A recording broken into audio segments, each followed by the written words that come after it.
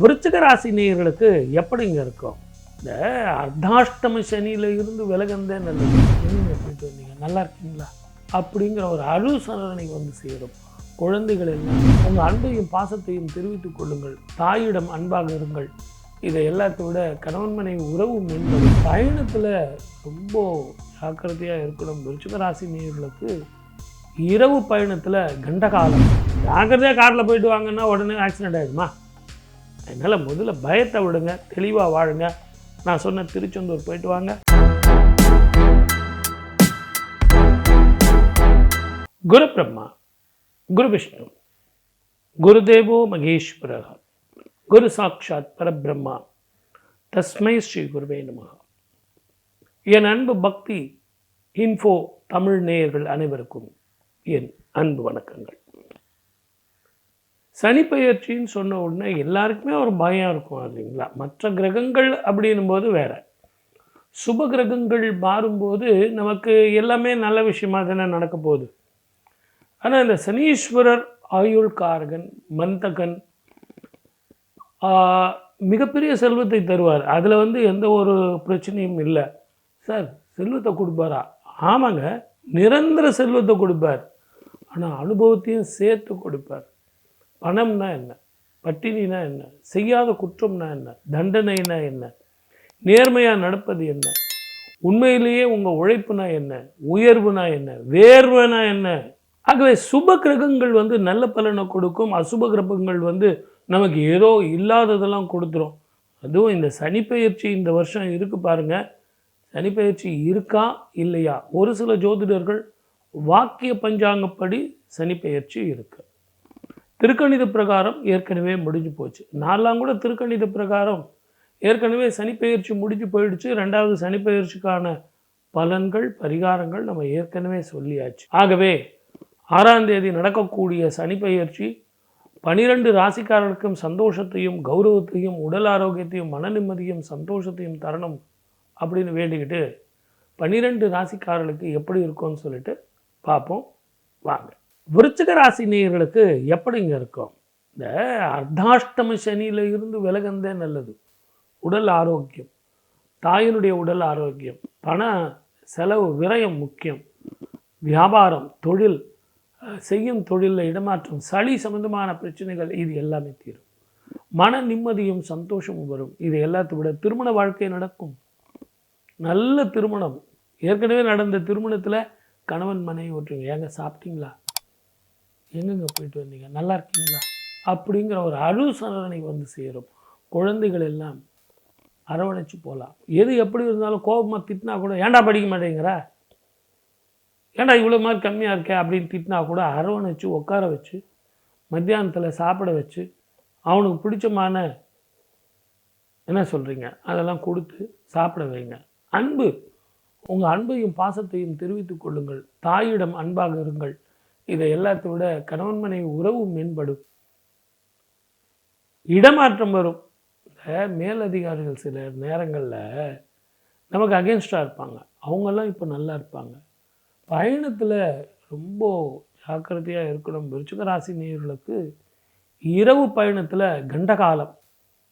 நான் வந்து போட்டிங் போகிறேன் சார், நாங்கள் பெங்களூர் போனேன், ஊட்டி போனேன், மைசூர் போனேன், கொடைக்கானல் போனேன், போட்டிங் போனேன் சார், நான் மட்டும் போனேன் சார் அப்படின்னா பிரயோஜனம் இல்லை. தயவு செஞ்சு இரவில் வந்து போட்டிங் போகிறத விட்டுருங்க. சேஃபாக போயிட்டு வாங்க. அந்த போட்மேன் என்ன சொல்கிறாரோ அதை கேளுங்க. சேஃப் ஜாக்கெட்லாம் போட்டுங்க.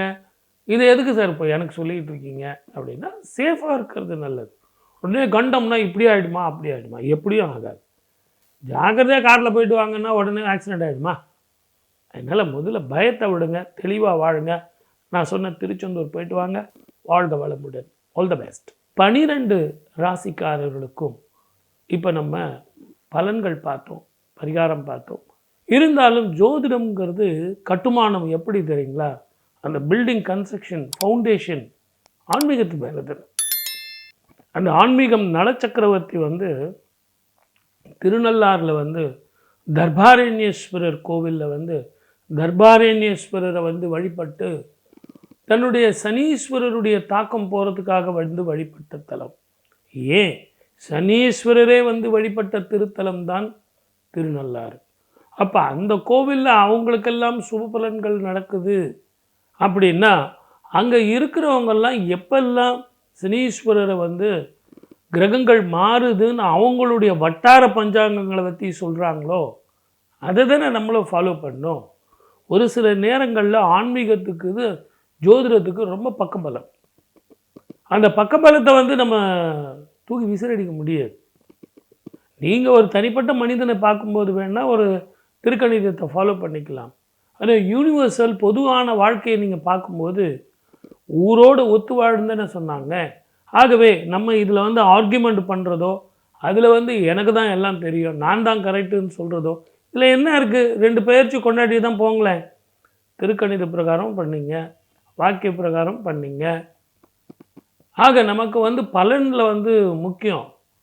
நமக்கு என்ன மாதிரி பலன் கிடைக்கும் அப்படின்னு தான் பார்க்கணுமே ஒழிய இதில் வந்து குற்றம் குறை பார்த்து இது சரியா அது சரியா எது சரிங்கிற பட்டிமன்றம் வச்சுக்கிறதோ நம்மளை நாமே தாழ்த்திக்கிறதோ ஒருவர் மற்றவரை வந்து தாழ்த்தி பேசுகிறதோ சிறப்பு பற்றி பேசுகிறதோ எனக்கு தான் எல்லாம் தெரியும்னு சொல்லி பேசுகிறதோ தவறு.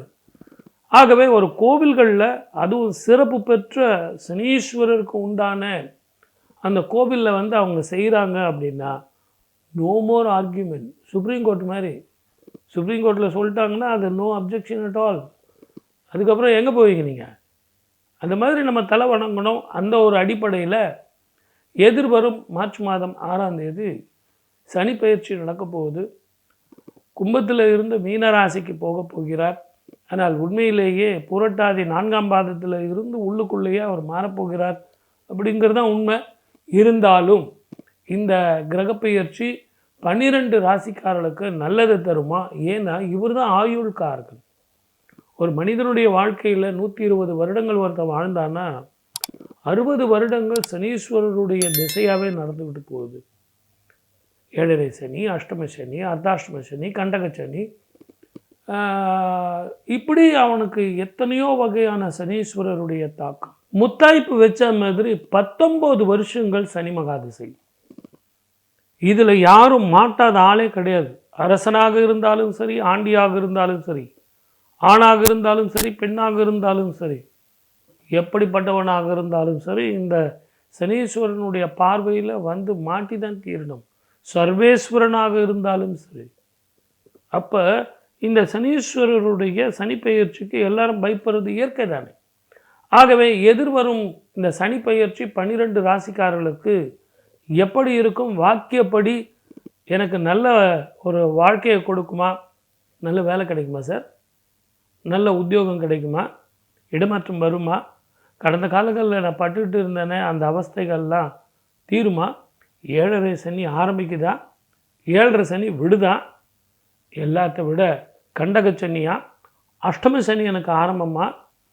ஏற்கனவே எனக்கு சனி தசை நடந்துக்கிட்டு இருக்கே, இப்போ எனக்கு ஜென்ம சனியா சார்? இப்படிலாம் தானே கேட்குறீங்க. கவலையே படாதீங்க. இதுக்கெல்லாம் என்ன பண்ணலாம்? எளிமையாக நான் தான் உங்களுக்கு ஏற்கனவே சொல்லியிருக்கேனே, திருநள்ளாறில் வந்து யார் வழிபட்டார்? நலமகாராஜா வந்து வழிபட்டார். அதை விட திருநள்ளாறில் சனீஸ்வரரே வந்து வழிபட்டார். சனீஸ்வரர் அங்கே வேண்டிக்கிட்டது என்ன? இங்கு வழிபடும் பக்தர்களுக்கு நான் தொந்தரவு செய்ய மாட்டேன் அப்படின்னு தர்பாரணேஸ்வருடைய அதிகாரம், அவருடைய ஆச்சரியமான அதிகாரம் சொன்னதுனால சனீஸ்வரர் அங்கே போகிறவங்களுக்கு மங்களத்தை தருவார், சுப மங்களத்தை தருவார். அப்படிங்கிறத ஒரு சின்ன ரகசியம். 12 ராசிக்காரர்களுக்கும் சுப பலன்கள் வரணும், நல்ல வாழ்க்கை வரணும். குருவோட வீட்டுக்கு தான் வர்றது அப்படிங்கிறதுனால மனதில் எதுவும் கஷ்டம் வச்சுக்காதீங்க. எல்லோருக்கும் எல்லா விதமான சுகங்களும், ஆயுள், ஆரோக்கியம், ஐஸ்வர்யம், மன நிம்மதி, சந்தோஷம் எல்லாம் வரணும்னு நான் வணங்கும் தெய்வத்தை வேண்டி உங்கள் அனைவருக்கும் வாழ்த்துக்கள் சொல்லி மீண்டும் உங்களை அடுத்த நிகழ்ச்சியில் சந்திக்கிறேன். வாய்ப்பளித்த அத்தனை நல்ல உள்ளங்களுக்கும் நன்றி, வணக்கம். சர்வே ஜன சுகினோ பவந்து.